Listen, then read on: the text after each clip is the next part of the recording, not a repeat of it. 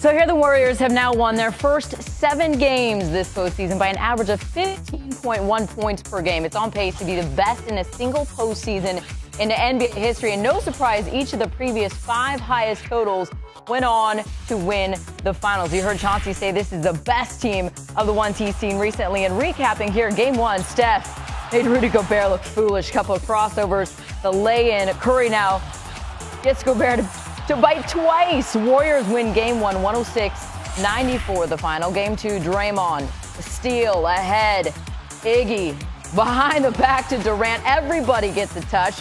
Great passing by Iguodala, finding Durant, trailing for that dunk. Warriors take game 2, 115-104. And then tonight, game 3 in Salt Lake City. Kevin Durant playing, Kev, like you said, like the MVP he is, just went off late. Durant finishing with 38 points, 13 rebounds as the Warriors take a 3-0 series lead here on the Utah Jazz. Stephen A. Smith joins us now. Stephen A. had an eye on this game as well as the big fight going on in Vegas, and we'll talk about that throughout the night with Stephen A. On a night, Stephen A., that the Jazz hold Steph and Clay relatively in check. They did not shoot it well, and Utah had something to do with that. You can't stop everybody. Is there a team in the NBA right now that can stop the Golden State Warriors? Well, there's nobody that can stop them. You have some teams that can stay with them. I'm sorry, some teams. One team, that would be the Cleveland Cavaliers. The way that LeBron James is playing, the way he's able to control and dictate pace, the greatness that he's been putting on display throughout these playoffs, there's no doubt in my mind that he could have that kind of impact. And when you look at the Utah Jazz, this was a close game until midway through the fourth quarter where they both were in the 70s in terms of scoring. You neutralize the Golden State Warriors to that degree where Steph Curry shoots 6 of 20, Klay Thompson is shooting 1 of 9 from the field. Certainly Kevin Durant is a significant upgrade from what Harrison Barnes gave you last year, which is one of the reasons why they were salivating at just the thought of having him. But in the end, when you look at what Cleveland does, the way that LeBron James dictates and controls pace, plus puts the ball in the hole and facilitates for others to put the ball in the hole as well. Whether it's a J.R. Smith, it's a Kevin Love, it's a Kyrie Irving, it's a Kyle Korver. Certainly, you got a team that can really match wits and match an arsenal offensively with the Golden State Warriors. And that's exactly what it will take to beat them. Stephen A., I want to ask you the same question that I asked Chauncey Billups. And again, don't mean to take the shine off of what the Warriors did in taking the 3-0 series lead here, but we saw Draymond Green with issues again with the officials. At some point in this postseason, is that going to come back to bite Golden State?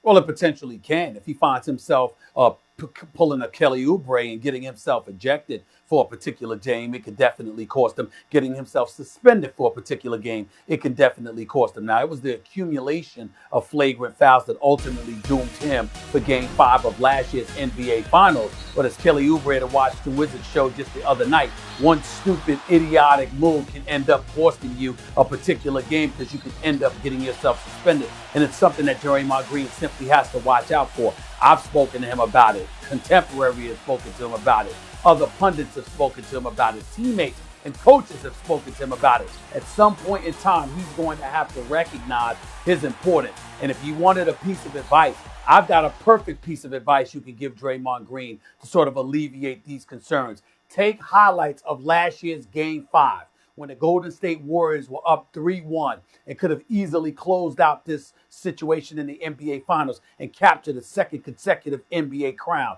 Watch the Cleveland Cavaliers win that basketball game with Kyrie Irving and LeBron James doing damage, and Draymond Green was nowhere to be found because he was suspended for the game. And then simply show this guy who's a highly intelligent, not just a highly competitive and highly skilled basketball player, but highly intelligent. Ask him the simple question. Do you want to put us in this position again where you potentially end up costing us a championship because you can't control your emotions? I guarantee you that the Draymond Green that I know, that Tom Izzo raves about at every turn, that his contemporaries and teammates rave about, will check himself because he'll recognize the championship is on the line. But until that moment in time, he doesn't really have anything to worry about because let's be real about this. If he were going against the Cleveland Cavaliers, chances are he will put himself in check. They're not worried about the Utah Jazz any more than they were worried about the Portland Trail Blazers or anybody else in the Western Conference. That's why you see him acting this way, because he knows that the Golden State Warriors don't have much to worry about right now. Stephen A., we're going to let you get the popcorn on right now. The fighters are making their way into the ring right now in Vegas. The Canelo Alvarez, Julio Cesar All right, Chavez. I gotta go. See you later. We'll see you later at SportsCenter. Thank you. All right. He'll be missing. We'll see him in a bit. But all the talk tonight right now about Durant. He led this team in scoring in the regular season, stepped up big again tonight, double-double, 38 and 13, putting the Jazz in a 3-0 hole. Here new on SportsCenter, Utah head coach Quinn Snyder talking about the Warriors and that late run.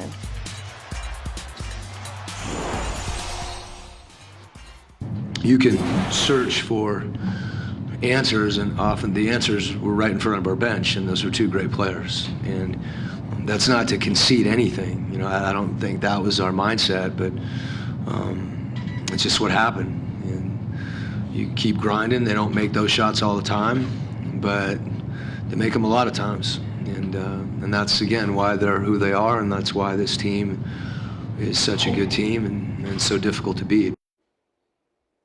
Especially when they're playing like they are. And Kevin Durant, I mentioned, led the team in scoring during the regular season, and he just knows how to turn it on when he needs to. These last two games, playing like an MVP.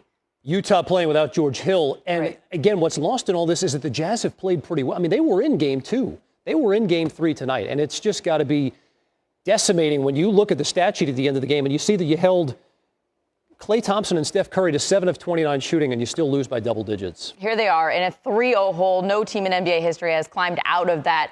Jazz will try to do that Game 4 on Monday. Stars ahead, everybody from this game on the other side. Stay with us.